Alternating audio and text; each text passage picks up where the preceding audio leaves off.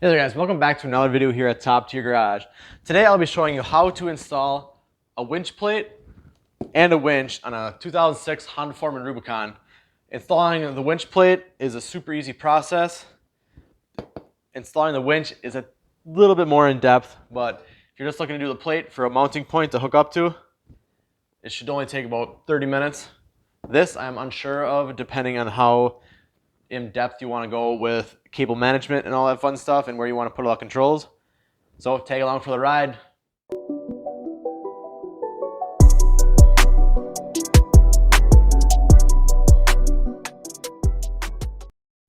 All right, so the very first thing you're going to want to do is you're going to want to move this front little grill that covers your brush guard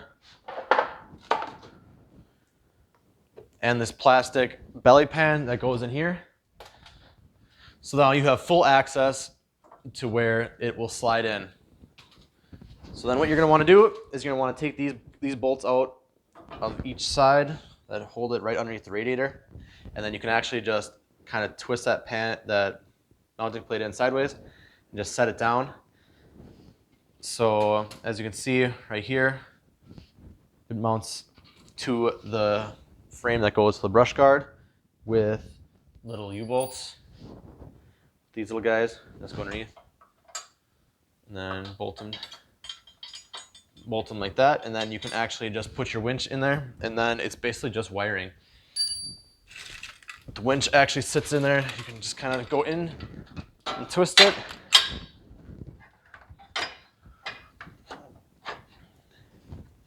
May have to do a little bit of modification to it, but overall it should be pretty good.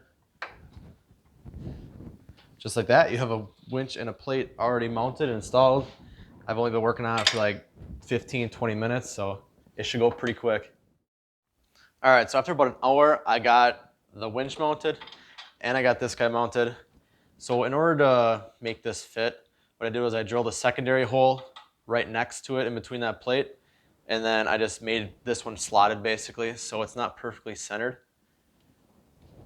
But it was better, the secondary option would be to weld a plate on that and fill it in and then just re-drill the holes. That could be down the line, but that is going to take a lot of fabrication. So right here, there's a mounting hole right there and on back that fit this mount that I got off of Amazon.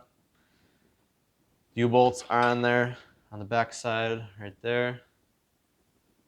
Those are ones that hold it to the frame. Super sturdy. And then I'm using the Badlands winch from Harbor Freight. I believe it was $40. And also the kit that I got, they have a controller box, which I ran the cables off the side of the motor. I actually had to shave down the studs because they got in the way because they would touch this plastic piece. I shaved off like 3/4 of that. And then on the back side, it would actually hit right up on that frame member right here. So you actually have to put it on and then install it. So I ran that alongside the frame and then up and over. So pretty decent cable management. And then I ran it through up in here where right through that wire loom, zip tied it there, through that cable management, and then I ran it right up through here, back to the battery. So now this was actually flipped. I actually had to open this up and flip the motor and battery connections because I didn't want to put this up in front of the four-wheeler. I wanted it farther away, keep it out of the moisture and no water in it. And also I added some inline fuses to it just in case something would happen. I added them on both the battery power coming to the box and the battery power going to the winch in case something happens. Cheap security. And then so it's right on top of the battery. I plan on getting a piece of like Velcro stripping to put on the bottom side, and then it will just hold it onto the battery without it. I mean, it's not going anywhere in there, but just as a little bit of extra security. So it was all in all, it was a pretty simple process. It took me about, altogether, I would say 2 hours. The majority of it was rewiring that little winch box. And I have to pop out these two rollers and feed this guy through, or eventually down the line I plan on getting the synthetic cable that Harbor Freight offers. So basically once this is done, you put all your plastics back on and then you call it a day. This winch, it did come with a remote.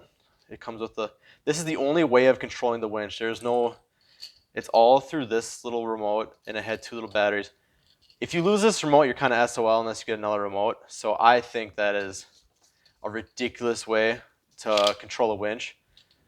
I would rather much have a switch up on the handlebars. I'm pretty sure they do make them, so I might have to invest in those. But for right now, I'm just ordered 2 new batteries off Amazon for a whole $6. And then once those get here in 2 to 3 days, I'm going to throw them in, and we'll see how this winch is. Thanks for watching, guys. Until next time.